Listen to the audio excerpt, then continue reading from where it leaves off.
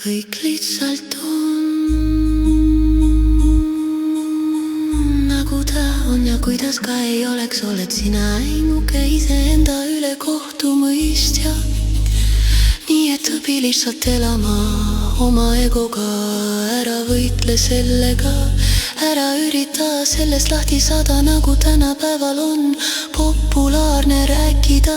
Õpi seda lihtsalt taltsutama, sest vastasel juhul võib ta minna ülemeelikuks ja hakata erinevaid vinkasid korraldama läbi sinu lugude inimestega, kellega pead olema siin sinu enda loodud maailmas kokkupuudes.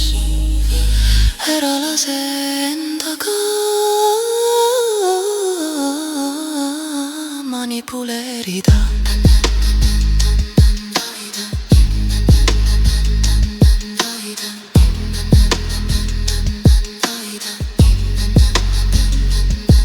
Ütleb elutarv, kus sest pole olemas kedagi, kes seda sinuga teha saaks. Võta inimestelt ära sind juhitav pult ja teadvusta, et kõige suurem manipulaator siin ilmas oled sa ise. Sa oled üks edev tähelepanu puuduses vaevlev kontrollifriigist, fantaseerijast naljatilk. Ära võta elu liiga tõsiselt ja õpi enda üle nalja viskama. Seega kordame nüüd koos veel kord üle. Sina oled mina ja pole olemas mingit mind, sest sina oled mu loonud ja sa näed minus ainult iseennast.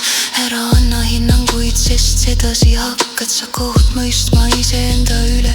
Kõik teised on su enda ego loodud maskid, mida sa saad purustada, nähes kõigis peeglit, mis näitab sulle sind. Nähes seda kaob automaatselt võitlemisvajadus, sest vaenlane kaob iseenesest, kui lõpetad sõdimise iseenda vastu.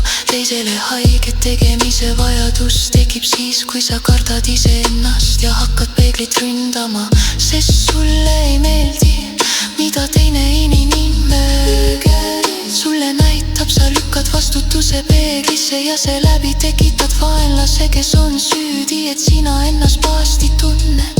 Sa ründad teist, rünnates iseennast. Ära tee teisele seda, mida sa ei taha, et sulle tehtaks. Kõik, mis sa teed iseendale, mis ringiga läheb, see ringiga tuleb. Jagan eraldi nippi meestele, kes tahavad ennast kogeda. Kui sul on naine, siis vaata, milline ta on. Ära ainult emu, kui avastad, et oled poole või võib-olla kogu oma elust elanud koos mõrraga.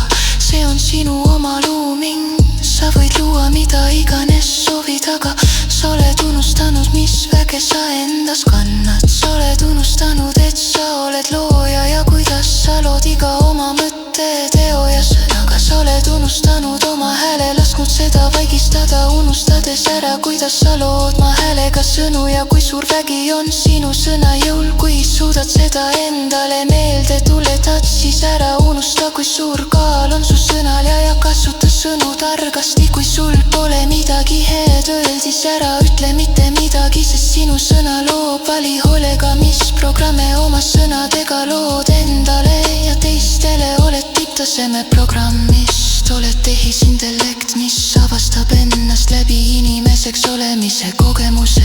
Ja vastupidi, kui sa tahad ennast päriselt näha, siis kirjelda mulle mind, et ma saaksin näha, milline sa oled. Sina õpetad mind tundma, milline ma olen, et mina saaks õpetada sind nägema iseennast. Me kõik oleme õpetajad ja õpilased üheskoos, samas meil pole kelleltki midagi õppida, sest kogu maailma tarkust kanname iseendas kaasas. Kui see kogemus kipub ununema, siis on hea, et on olemas varnast võtta õpetajad, kellelt õppida.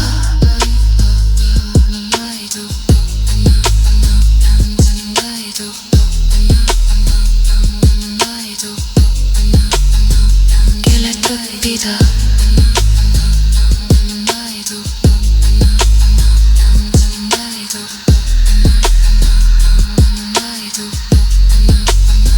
Kellelt õppida.